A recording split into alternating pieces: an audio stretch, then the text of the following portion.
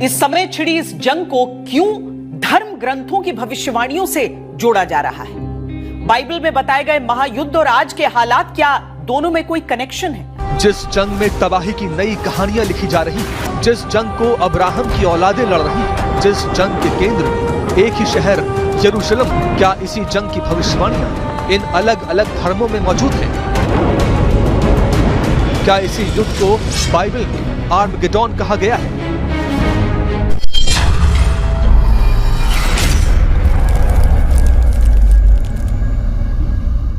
नमस्कार, praise the lord. मुलिगराज आप देखुंत एडी ओडिया यूट्यूब चैनल। जो मीडिया वाला माने जीशुख्रीष्ट को विरोध करुथिले, ख्रीस्टियन लोक मान को विरोध करुथिले, सही मीडिया वाला माने आज जीशुख्रीष्टंकर प्रचार करुछंती। सही न्यूज गुड़िक देखिबा द्वारा लोक माने जीशु को प्रति विश्वास करने को बाध्य हुअंती। वर्तमान समय सारा पृथ्वी में जो युद्ध चली, यही युद्ध कुआड़े बाइबल रे लेखा जाइथिबा हेतु हेउछि। बाइबल रो भविष्यवाणी गुड़िक सफल हेउछि। एही प्रकार मु नुहे बरम आज तक रो न्यूज रिपोर्टर माने न्यूज बनै कहउछंती जे बाइबल रे लेखा जाइथिबा हेतु युद्ध हेउछि। प्रथमे आपण वीडियो देखंतु, तापरे हम माने कथावार्ता करिबा। इस समय छिड़ी इस जंग को क्यों धर्म ग्रंथों की भविष्यवाणियों से जोड़ा जा रहा है? बाइबल में बताए गए महायुद्ध और आज के हालात, क्या दोनों में कोई कनेक्शन है? जिस जंग में तबाही की नई कहानियां लिखी जा रही, जिस जंग को अब्राहम की औलादें लड़ रही, जिस जंग के केंद्र में एक ही शहर यरूशलेम, क्या इसी जंग की भविष्यवाणियां इन अलग अलग धर्मों में मौजूद हैं? क्या इसी जंग को इजराइल में दुनिया के खत्म होने की जंग कहा जा रहा है? क्या इसी को इजराइल की धार्मिक किताबों में एंड ऑफ टाइम्स कहा गया है? क्या इसी युद्ध को बाइबल में आर्मगेडोन कहा गया है? क्या ईसाई धर्म में इसी युद्ध का जिक्र आया है? क्यों इसी युद्ध के आसपास ही तीनों धर्मों में उनके मसीहाओं के आने की एक जैसी भविष्यवाणियां हैं?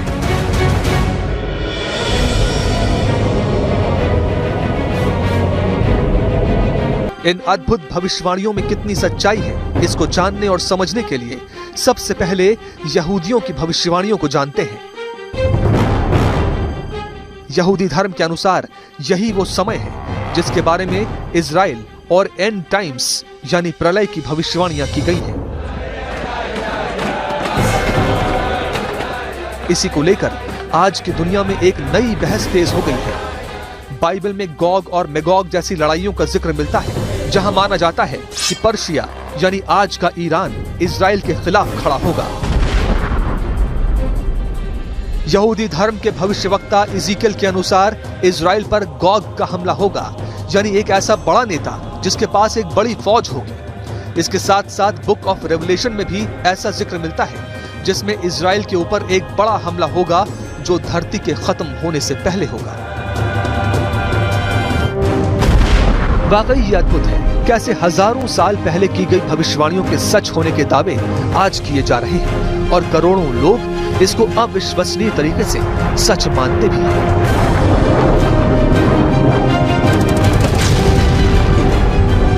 ईसाई धर्म में एक बड़े युद्ध के बारे में भविष्यवाणी की गई है।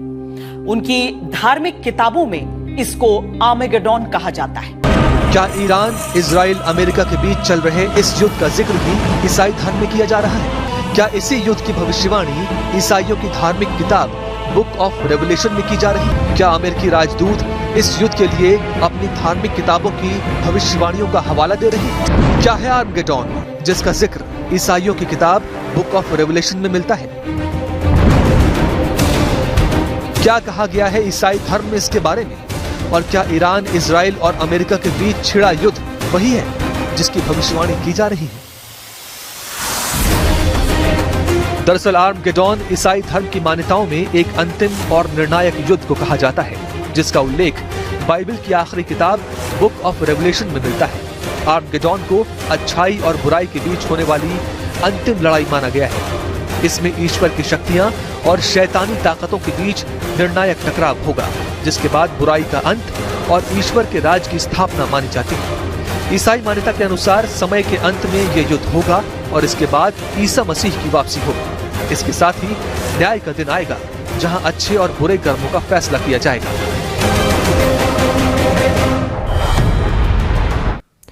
तेबे आज यही न्यूज गुड़िक जो प्रकार भाव में प्रचार करुछंती या द्वारा तो 100% लोक मैंने यीशु को ही विश्वास करने को बाध्य अटंती कहीं एमाने जो हर्मगिदन युद्ध विषय कहते से युद्ध पर आउ युद्ध नहीं ईश्वरंकर डायरेक्ट स्वर्ग राज्य विचार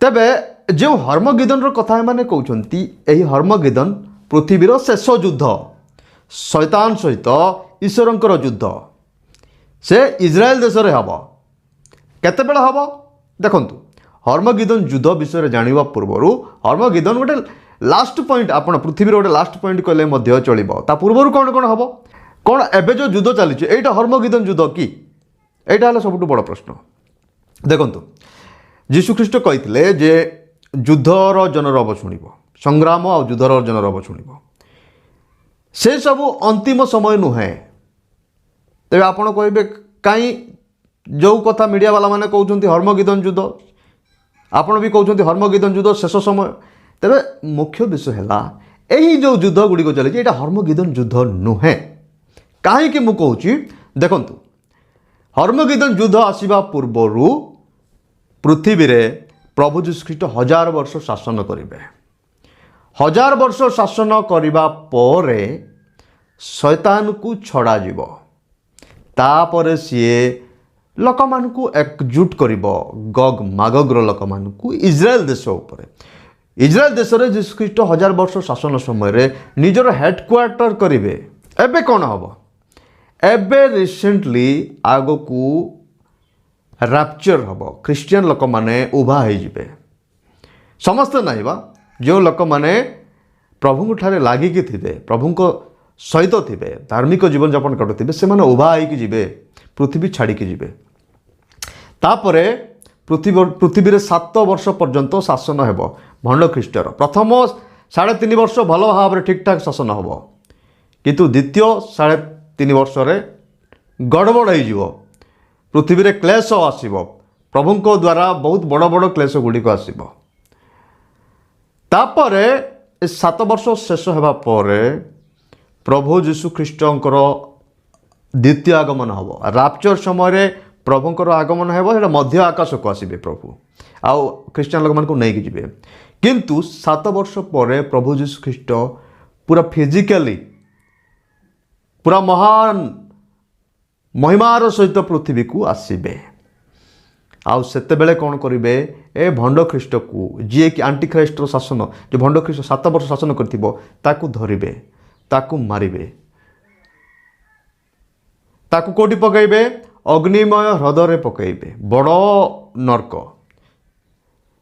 तापरे शैतान को धरिबे एबे आपण कहबे शैतान किए भंड ख्रीष्ट किए भंड ख्रीष्ट शैतान रो गोटे रूप भंड ख्रीष्ट आउ भंड भाववादी तापरे शैतान ए 3 जनकर 3टा रूप जेमिति ईश्वर पिता पुत्र पवित्र आत्मा सेमिति ये मध्य नकल करी पिता पुत्र पवित्र आत्मा परि सी मध्य गोटे क्यारेक्टर गुड़िक गठन करिथाए तेबे यीशु ख्रीष्ट द्वितीय आगमन समय आसबे आसिकी भंड ख्रीष्ट भंड भाववादी मानू जो धरिबे तापरे अग्निमय ह्रदरे पकईबे जोटा कि अनंत मृत्यु सेठी पकईदेवे तापरे शैतान को धरिबे एवं पाताल रे पकईबे एवं 1000 वर्ष पर्यंत तार आउ कबाट बंद करदेबे सील करदेबे एबे आपण कहबे पाताल कोटा अग्निमय ह्रद कोटा अग्निमय ह्रद अनंत काल पर्यंत जलुथिबा निया जोटी कि शेष मृत्यु किंतु पाताल सेठी क्षणिक समय पर्यंत लोक मानकु जंत्रणा दिया जाए जोटी कि एही शैतान को बांधिकी 1000 वर्ष पर्यंत पकई दिया जाए तापरे पृथ्वी रे 1000 वर्ष शासन आसीबो 1000 वर्ष शासन रे प्रभु यीशु ख्रीष्ट शांतिपूर्ण भाव रे पृथ्वी रे शासन करिवे जोटी जो लोक माने प्रभु सहित जाइथिबे से माने मध्य रिटर्न आसीबे एवं पृथ्वी रे थिबा जो लोक माने 7 वर्ष भितरे जो भंड ख्रीष्ट शासन समय रे कष्ट भोग करिकी अनुताप करिकी थिले से माने मध्य रहिबे आ सही 1000 वर्ष समाप्त हेबा परे शैतान को से पाताल किछि समय पर छाड़ी दिया जिवो ଛାଡ଼ିଦେବା ପରେ ଶୈତାନ ପୃଥିବୀକୁ ଆସି ଆଉ ଥରେ ବିଶୃଙ୍ଖଳା କରି ଲୋକମାନଙ୍କୁ ଏକଜୁଟ କରିବ ଏବଂ ସେହି ଜେରୁସାଲମ ସହର ସେହି ଇସ୍ରାଏଲ ଦେଶ ଉପରେ ଆକ୍ରମଣ କରିବା ପାଇଁ ଚାଲିଯିବ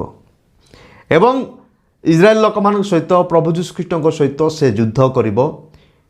ସେହି ସମୟରେ ଶୈତାନକୁ ସମ୍ପୂର୍ଣ୍ଣ ଭାବରେ ବିନାଶ କରାଯିବ, ତାହାକୁ ଧରି ସିଧା ଅଗ୍ନିମୟ ହ୍ରଦରେ ପକାଇ ଦିଆଯିବ, ଯେଉଁଠିକି ସେ ଭଣ୍ଡ ଖ୍ରୀଷ୍ଟ ଆଉ ଭଣ୍ଡ ମାଓବାଦୀ ଥିଲେ। ଏହି ପ୍ରକାର ଭାବରେ ଯୁଦ୍ଧର ସମାପ୍ତି ଘଟିବ। କିନ୍ତୁ ଏଇ ଯେଉଁ ମିଡ଼ିଆବାଲା ମାନେ କହୁଛନ୍ତି ନାଇଁ ଏଇଟା ହେଲା ହର୍ମଗେଦୋନ ଯୁଦ୍ଧ, ଏଇଟା ହର୍ମଗେଦୋନ ଯୁଦ୍ଧ ନୁହେଁ, ବରଂ ଏହି ଯୁଦ୍ଧ ପରେ ବହୁତ ବିଷୟ ହେବାକୁ ଅଛି। ସାରା ପୃଥିବୀରେ ଭଣ୍ଡ ଖ୍ରୀଷ୍ଟର ଶାସନ ଚାଲୁ ହେବାକୁ ଅଛି। ସାରା ପୃଥିବୀ ଗୋଟିଏ ଶାସନ ହେବ, ସାରା ପୃଥିବୀରେ ଗୋଟିଏ କରେନ୍ସି ହେବ। ଆପଣମାନେ ଏମିତି ଯେଉଁ ସ୍ୱାଧୀନରେ ଅଛନ୍ତି ସ୍ୱାଧୀନରେ ରହିପାରିବେ ନାହିଁ।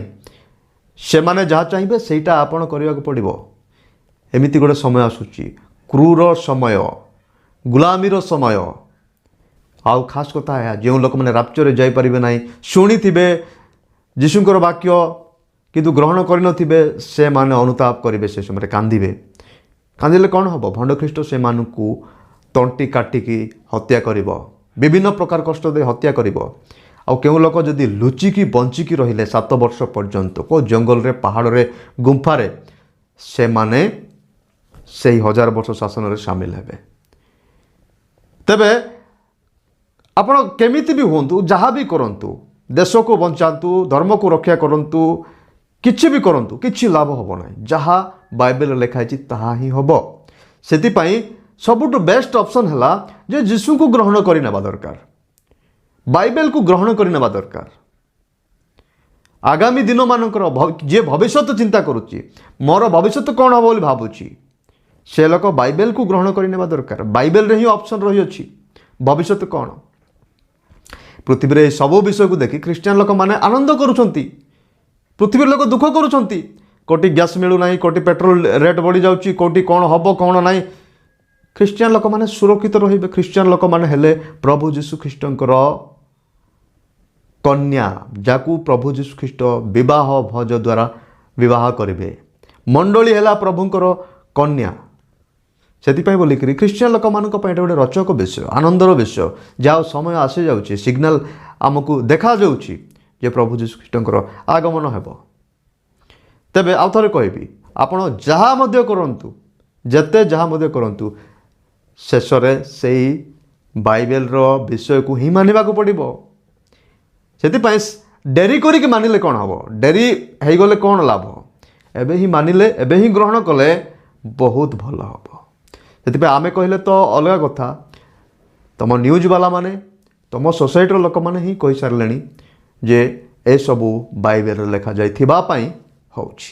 ଏ ଭିଡ଼ିଓକୁ ବହୁ ମାତ୍ରାରେ ସେୟାର କରନ୍ତୁ। ପ୍ରଭୁ ଆପଣମାନଙ୍କୁ ଆଶୀର୍ବାଦ କରନ୍ତୁ। ଧନ୍ୟବାଦ।